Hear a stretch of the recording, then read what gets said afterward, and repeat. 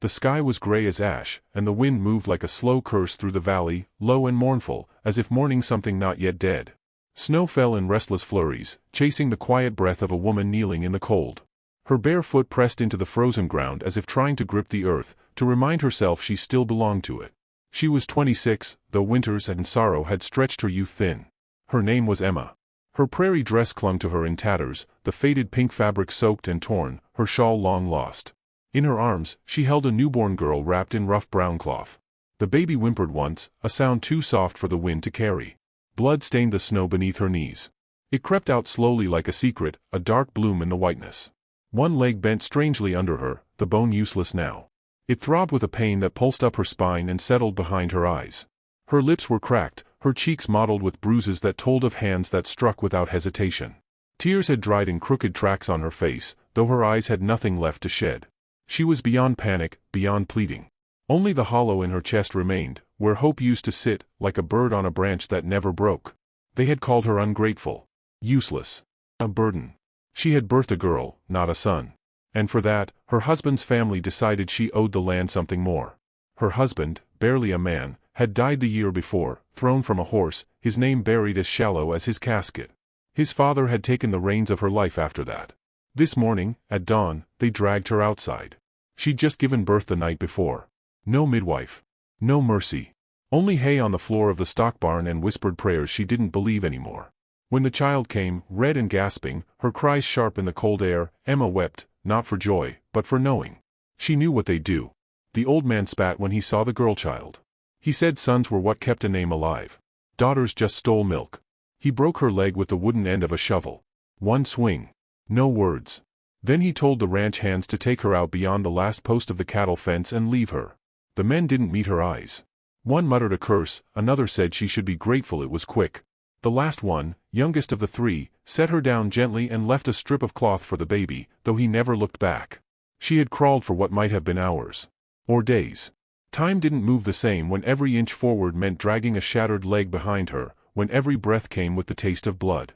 The baby stayed quiet, as if the world had warned her it wasn't safe to cry. Now, Emma sat still. The cold had numbed everything but the sharp scream inside her bones. She held her child close. Her daughter. Soft and so newly alive it was a miracle she breathed at all. If she died here, no one would bury them. No hymns. No name carved in wood. Only snow. Only wind. She looked up at the sky, dull and endless, and whispered something too broken to be a prayer. No one answered.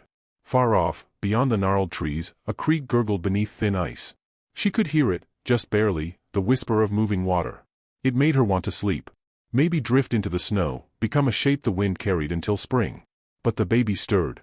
A small, helpless rustle. Emma blinked. She tightened her arms around her child and drew one breath, deep and sharp like biting glass. She shifted forward. Crawled a few inches.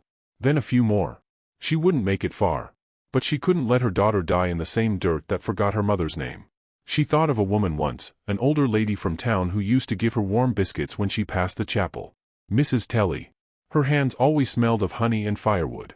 "You're not broken," she had said once, brushing a leaf from Emma's shoulder. "You're just in a season where everything hurts. It'll pass, child. It always does. Even snow melts." Emma didn't believe her then. But the memory pressed gently now, like a hand between her shoulders, urging her to move. She looked ahead. There, some distance away, half lost in the white blur, stood the silhouette of an old barn. The roof sagged like a tired back, and one side leaned into the wind. But it was shelter. Maybe. She dragged herself again. The baby whimpered. Emma whispered back, not words, just sounds, low and warm. Her fingers burned. Her legs screamed. The snow soaked through to her skin. Still she moved. When she reached the barn, she collapsed against the splintered wood. The door groaned under her weight as she shoved it open with her shoulder. Inside, it was dark and dry, dust and cold air thick in her lungs. She tucked herself into a corner, wrapping what she could of her skirt around the baby. Her heartbeat slowed. Her eyes closed. The child slept, tiny and pink, unaware she had been born into a world that called her curse. Emma's breath came shallower. Her body trembled, then stilled. And then, outside, the soft crunch of footsteps. She didn't hear them. Not at first. A shadow passed the doorway. Then paused. The wind fell quiet. A figure stepped inside. Tall. Broad at the shoulders. A rifle slung across his back, gloved hands slow and unthreatening. His eyes, the color of dust and dusk, settled on the woman and child folded in the hay. He said nothing. Only looked for a long moment. Emma did not stir. But the baby did. She let out a soft, thin cry, like a bird testing its voice for the first time. And the man, without speaking, crouched by them. He took off one glove. Reached out. Touched the child's forehead with 2 fingers, barely grazing the skin. Then he took off his coat. Wrapped it around them both. Lifted Emma in his arms. She didn't wake. He walked out into the snow, carrying them both toward the timberline. The barn faded behind him. The wind picked up again, but it sang a different song this time. And that night, beneath the breath of the coming storm, a fire flickered in a cabin no one had lived in for months. Not yet. When Emma woke, the world was no longer white. It was amber and quiet, filled with the hush of flickering flame and the soft, steady rhythm of something breathing beside her. She lay on a narrow cot made of pine and wool, layered in a patched quilt that smelled faintly of cedar. Her leg burned, a hot, throbbing pain that twisted with every breath.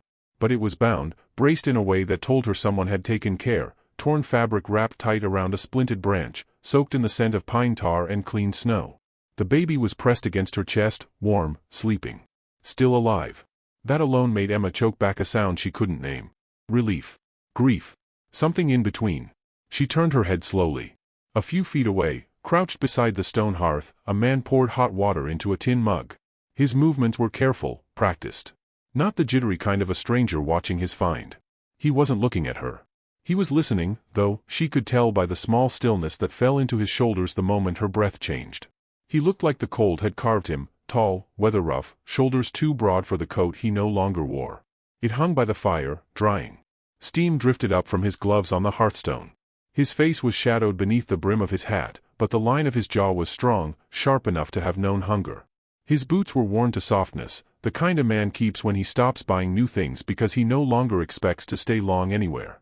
He glanced at her, just once. Nodded. "You're safe," he said simply, his voice rough like gravel under wagon wheels. Emma swallowed. Her lips were cracked, her mouth dry. Words tried to come but scattered like startled birds. He didn't press. Instead, he reached for a small pot by the fire, ladled some broth into a shallow wooden bowl, and set it on a crate beside the cot. "It's hot," he said, not looking at her now. "Don't rush." She watched his hands. Strong, unhurried. Not the hands that would strike or shame. The silence stretched between them, thick but not cruel. She shifted her leg and gasped. The pain nearly unstitched her. His eyes snapped to hers. He moved toward her, stopped short, waiting. "Let me see it," he said. "Only if you let me." She didn't speak. Just nodded, slow and stiff. He knelt beside the cot and unwrapped the quilt gently. The cloth stuck where blood had dried. She winced, breath catching. He worked quietly, lifting the edge, adjusting the splint. She watched his face. There was no wince of pity, no shrinking back at the sight of her bruised skin. Only focus. "It's clean," he muttered. "Swollen, but no fever. You'll keep the leg." She almost laughed, except it came out hollow. "Who are you?" she rasped. He didn't answer right away. Finished tucking the quilt back around her. Sat back on his heels. "Name don't matter," he said. "Ain't much use out here." She looked at him closely then, really looked. His shirt was threadbare at the cuffs, his jaw scraped with days of travel, and his eyes, they didn't try to read her. They just rested, tired and patient. "You carried me?" He gave a small nod. "From the barn." Another nod. Emma stared at the fire. Her fingers curled against the baby's blanket, as if to remind herself the child was real. Still breathing. "Why?" He stood, walked back to the hearth. Stirred the pot. "Was out checking traps. Found you near the creek. Thought you were dead, till the baby cried." She closed her eyes. That sound, the baby's whimper. That's what saved them. He didn't say more. Didn't ask her name, didn't ask what she was doing alone, barefoot, with a child in the snow. She asked, after a while, "This your place?" He nodded once. "Cabin's mine. Land's not. Belongs to God or no one." Emma nodded slowly, the fire's glow softening her expression. Outside, the wind howled through the trees. A storm rising. The roof creaked, snow piling heavy on the eaves. He brought a cup of water to her, handed it without touch. His fingers brushed hers only once, brief and warm. "The baby needs feeding," he said quietly. "I'll turn my back." She didn't thank him. But something in her face loosened. She fed her child. Then drank the broth, bite by slow bite. He didn't watch. Just worked in the corner, patching a crack near the door, checking the rifle. He moved like someone used to silence. By nightfall, he'd stacked more firewood beside the hearth, laid down a bedroll a good 6 feet from her cot, and fed her again. Still, no questions. It wasn't until the third night, after her fever broke, after the baby had begun to suckle with more strength, that she said her name. Emma. He looked up from sharpening his knife. Just nodded. Thank you, she added. Her voice cracked, dry from days without real speech. He stirred the coals. You're welcome. They didn't speak more that night. But when she woke before dawn, the baby nestled against her chest, she saw that he'd left an extra blanket near her feet. Her legs still ached like fire, but something inside her felt still. The snow didn't let up for days. Inside the cabin, time unfolded like a slow breath. She learned small things about him. He boiled his coffee too long, chewed birch bark for pain, spoke to his horse like it could answer. She asked him his name again, once, just to see. He gave a slow smile that barely touched his eyes. Ain't important, he said. But that night, when she watched him brush snow from the baby's cradle, a small thing he'd built from scrap wood, she wondered if he'd once been someone who needed names too. Her leg would heal, he said. In time. He'd seen worse. Emma didn't ask how. She noticed he coughed sometimes, low and into his sleeve. He was giving her more than comfort. He was giving her warmth, food, medicine, and he had little of it. She should have asked him why. But she didn't want to know yet. Not when silence felt like a kindness. Not when she'd just begun to believe in safe rooms again. On the fifth night, a blizzard howled hard enough to rattle the window shutters. Emma stirred by the fire while the man sat across from her, polishing the rifle. The baby slept soundly, belly full, wrapped in wool. She stared into the flame. I didn't want to leave her, she whispered suddenly. Even when they told me she'd ruin my life. Even when they said I should pray for her to die before morning. I wanted her. He didn't lift his gaze. But his hands paused. They broke my leg, she said, voice nearly lost in the crackle. Left me in the snow like an animal too old to pull the plow. He set the rifle down. You kept going, he said softly. She blinked. He didn't offer pity. Only truth. You kept going, he repeated. That's what matters. Outside, the storm screamed. But in the cabin, the only sound was the baby's breath, the fire's hum, and the heartbeat Emma was finally learning to hear again. And though neither said it aloud, something between them had shifted, just a thread. Not love. Not yet. But the beginning of trust, warm and slow, like dawn behind clouds. By the time the snow laid thick as quilts over the hills, Emma had learned the rhythm of the cabin like a second heartbeat. The days passed without calendar or clock, only marked by the soft wail of her daughter waking, the hiss of firewood catching flame, and the quiet steps of the man who had never once asked her for anything. He had cleared a space near the hearth, lined it with buffalo hide, and set a makeshift cradle there, one he carved slowly over the course of a week, piece by piece, his hands more skilled than she'd expected. He didn't mention it, didn't present it like a gift. She discovered it one morning after waking to the sound of scraping wood and the scent of pine. Her baby slept in it now, small fists curled beside her face, breath rising steady. Emma had begun to move more, though her legs still ached deep in the marrow. She used a carved branch as a crutch, and her limp was stiff but determined. The man had built it for her, too, sanded smooth, measured against her height, like everything he made, simple, sturdy, without a word attached. He'd started leaving food on the table rather than bringing it to her cot. A quiet permission. An unspoken belief that she could walk, if she wished to. She did. At first, 2 steps. Then 5. She refused to let herself ask if he watched her with pity, because he didn't. He watched like a man counting time, not judging it. And that difference mattered more than anything. They spoke in fragments. A shared silence often said more than words. But she began to learn things about him, slow as snow melt. He used to have a younger sister, he told her one evening while mending a rip in his coat. She'd died birthing her second child, out in a mining town where no doctor had ridden through in weeks. Emma saw his hands go still when he spoke her name. He didn't say it twice. He hadn't lived in town for years. People asked too many questions there, gave too many looks. Out here, the trees didn't ask why you lived quiet, and the fire didn't care what you'd lost. Emma listened and didn't fill the silence with apologies. She'd come to understand that grief wasn't something a person needed fixed. Only held gently, until it could be laid down by its own will. At night, when the baby slept and the wind rasped over the shutters, she would sometimes speak into the dark without meaning to. I didn't want to marry him, she said once. But they said it was my best chance. After Pa died, there wasn't much left but the land, and that went quick when the banks came knocking. He'd stirred the fire, eyes steady on the flame. They called him a good match. Said he'd give me safety. The man said nothing. Just fed another log to the blaze. He was never cruel, she added, as if that explained it. But kindness wasn't something he ever learned. She looked over at him, waiting for judgment. There was none. Only a soft sigh through his nose, and the sound of the kettle heating on the stone. He looked at her then, quiet but sure. Safety shouldn't cost your soul. It wasn't a grand speech. But her throat tightened at the truth of it. She sat across from him most evenings now, sewing buttons back on her dress or repairing the baby's torn swaddling cloth. The cabin had become something between a refuge and a limbo, neither hers nor his, but somehow holding both their ghosts long enough for their bones to warm again. She still hadn't asked his name. Not out of fear, but reverence. It felt like a sacred thing, not to be spoken until the time was right. And he hadn't asked hers a second time either. As if they both understood names weren't what saved you. Actions were.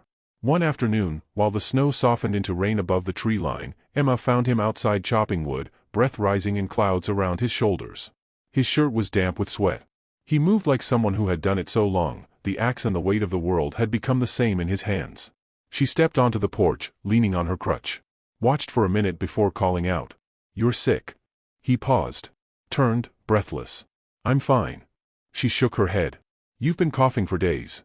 You give me that stew, but you're out here in the cold. That doesn't look like fine." He looked away, wiped his forehead with the back of his wrist. "You gave me shelter," she said quietly. "Don't go breaking yourself just to prove you're made of stone." He didn't answer. But later that evening, he let her set more wood by the fire, and he sat a little longer, letting the warmth take him. The baby laughed that night, really laughed, for the first time. A round, surprised giggle that bounced off the log walls like light. Emma froze at the sound. Then began to cry. He didn't ask why. He only offered her the last piece of honey bread he'd saved and looked at the child like he'd just seen the sun after a long, long winter. They were 3 souls now. Not yet a family, not in the way people wrote about. But something gentler. A coexistence. A promise written in quiet hands and unspoken care. The next morning, Emma noticed something strange. By the front door, leaning against the wall, was a wooden cane, shorter than her walking stick, shaped to curve softly into the palm. It was carved. Detailed. Someone had spent hours on it. She touched the edge of it, fingers brushing over the delicate notches along its side. He passed behind her on his way to the fire and said only, "Thought you might want something less borrowed."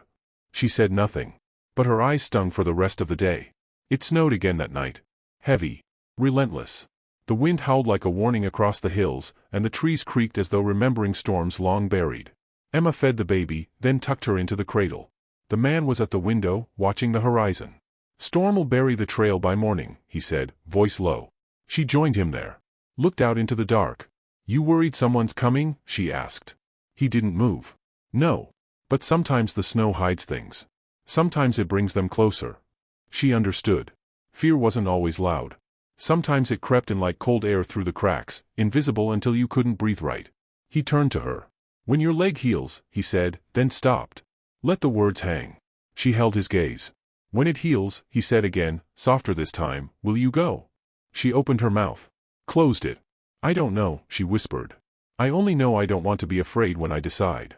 His jaw twitched slightly, but he nodded. "That's fair." There was no promise exchanged. No plans drawn. Just 2 people in the flicker of firelight, standing beside a cradle in a cabin built for one. But tonight, it held 3. And outside, though the storm raged, something warm pressed its way into the cold. A flicker. A root. A start. The storm struck hard and without grace, driving snow against the cabin in sheets that rattled the shutters like bones in a box. By morning, the land was buried to the waist, and the sky above it hung white and shapeless. The man stood at the window, silent as he watched the trees bend in the distance. The world had gone quiet in that strange way it does before something breaks. Emma sat by the hearth, feeding the baby in her arms. Her leg had healed enough that she no longer needed the cane indoors, but each step still hummed with memory. She watched him without speaking, saw the set of his jaw, the heaviness in his shoulders. He was holding something back. His silence today wasn't the kind that comforted. It was the kind that warned. He turned at last. Pulled on his coat. Buckled the rifle over his shoulder. "I'm going to town," he said. The words hit like a wind colder than the one outside. Emma rose to her feet instinctively, pain shooting up her thigh. "You'll freeze," she said. "The trail's buried." He didn't argue. Just said, "We're running low. Flour. Salt. Lantern oil. I'll be quick."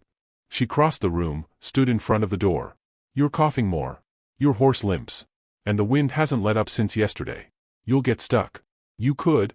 He looked at her, finally. Not angry. Just tired. I won't be gone long. She wanted to scream, but the only sound that came out was soft. Don't go. His eyes dropped to the baby, then back to her. There's a storm on your doorstep whether I go or not, he said. I'd rather meet it standing. He pulled the door open, and the wind burst in like a thief, scattering ashes across the floor.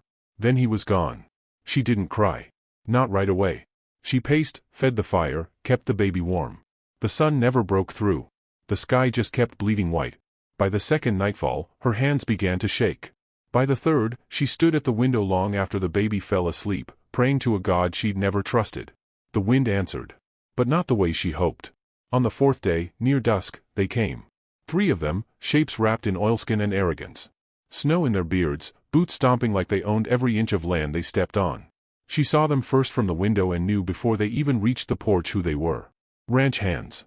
The ones who didn't look her in the eye when they left her to die. Now they did. The youngest one knocked, polite as a banker. She didn't answer. But he opened the door anyway. "Evenin'," he said, voice too smooth. "We heard there was a woman out here needin' help." Emma stepped back slowly, her heart pounding so hard she thought it might echo off the walls. She reached behind her for the rifle, propped against the mantel. Her fingers brushed the wood. The second man stepped inside. Taller, crueler. "You got something belongs to us," he said. She stared. They didn't mean the baby. They meant her. "She ain't yours to take," she whispered. But the third man, wide as a doorframe, grinned. "Ain't she, though? Her man's long dead. His name's still ours. She's property until we say otherwise." Emma raised the rifle, her hands shaking so badly she could barely keep it level. "You'll have to kill me." The grin widened. That was the plan. The baby cried from her cradle. And for the first time in days, the world shifted again. Footsteps behind them. Not Snowsoft. Boots. Heavy. Familiar. The man was back. He stood in the doorway now, snow in his hair, blood on his coat. His breath came hard, clouds puffing like smoke from a fire barely contained. His rifle was already in his hands. "I'd put that boot down if I were you," he said to the third man, whose leg was mid-step toward Emma. The tall one turned, sneered. "This ain't your business, stranger." The man's voice was calm, but it cut cleaner than any blade. "It is now." Everything after that happened quick and wild. The third man lunged. The gun cracked loud enough to shake the baby into wailing. Emma ducked as the first shot rang, the echo thundering against the cabin walls. The second man drew his weapon, but the cowboy didn't miss. 2 men fell. The third, youngest, ran. Out the door, into the snow. The silence afterward was unbearable. Emma stood frozen, rifle still in hand though she didn't remember pulling the trigger. The baby's cries filled the room like water rushing into a broken hull. The man turned to her. "You all right?" he asked. She didn't answer. Couldn't. Her leg buckled. He caught her. And this time, he didn't let go. He didn't say anything as he lifted her into his arms, wrapped her and the baby in his coat. He just carried them outside, into the snow, where the wind hit like knives. But his steps were sure. His arms were strong. Each footfall was a promise she could finally believe. They didn't stop until they reached the lean-to where his horse waited, already saddled, steam rising from its nostrils.